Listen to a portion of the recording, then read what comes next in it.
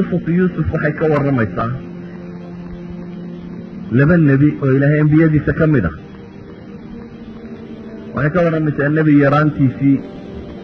jag lagu riday oo dabeetana nolol adag soo maray laakiin qisadu waxay ku gabagabaynaysaa haddana nebigaasi oo madaxa oo talinaya waxay ka bilaabaysaa isagoo maxay walaaladii god ku ridayeen waxaanay ku gabagabaynaysaa isagoo madaxa qisadaas dhexdeeda waxaa ku jira oo aayaadka ka mid ah oo ilaahay inoo tilmaamaya marka laga sheekeeyo nebi yuusuf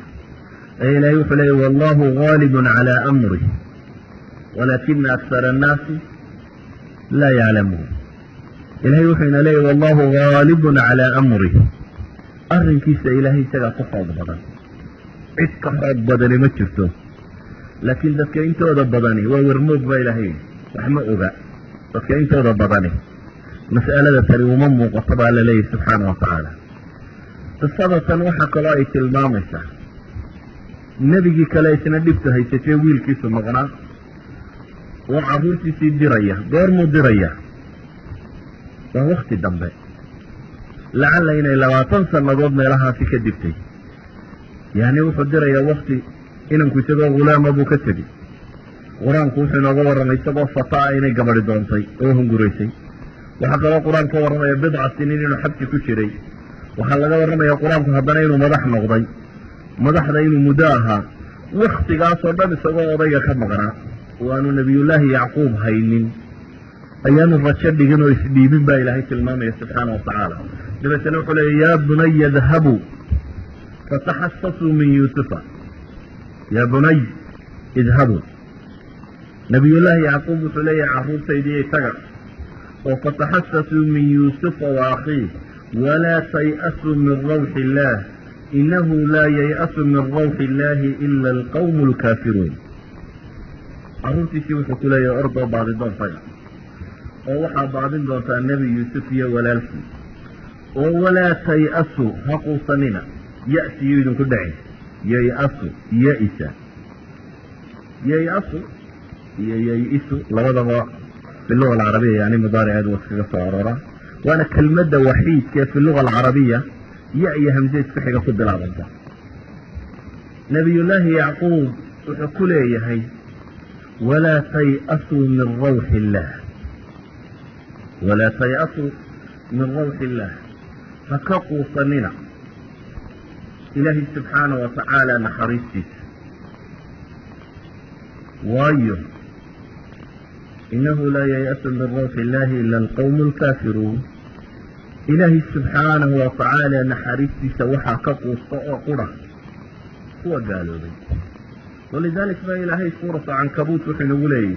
waaladiina kafaruu biaayaati illaahi wa liqaa'ih ulaa'ika ya'isuu min raxmatii wa ulaa'ika lahum cadaabun aliim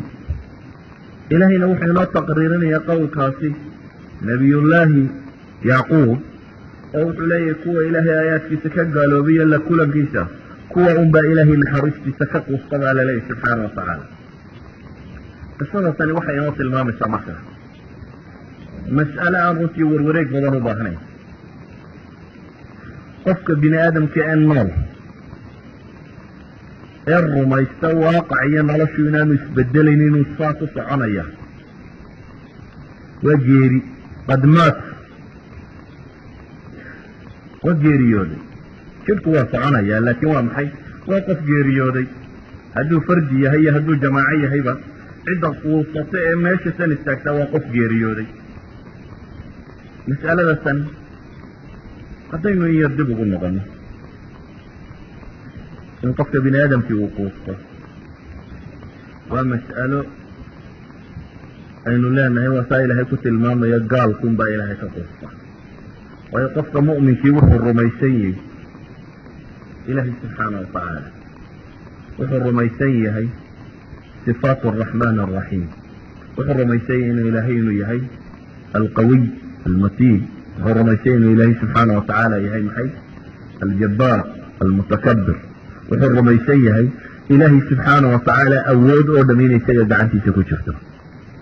khalqigan oo dhan uu isagu abuurtay dunidan oo dhan inuu isagu abuurtay isagu kayfa yashaa siduu doono inuu u dhigayaba ilaahay subxaana wa tacaala rumaysan yahay qul illaahuma maalika almulk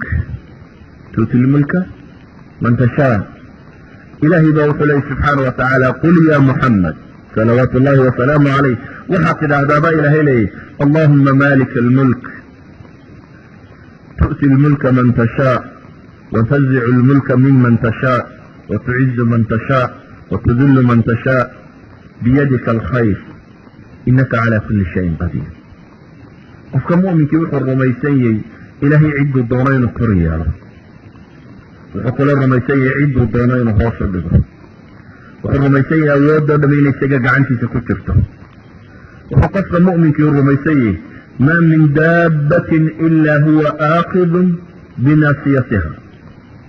dhulka wax kor socdaa inaanay jirin ilaa iyo ilaahay subxaana wa tacaala inuu soo dahayo waana isaga marnaba ka baxsan karin wuxuu qofka mu'minkii rumaysan yahay wamaa yaclamu junuuda rabbik ilaa hu awoodda iyo ciidamada ilaahay subxaana wa tacaala isaga mooyaane inaan cid ogiba jirin inta ay jiri leegiin qofka mu'minka hadduu caqiidadatan rumaysan yahay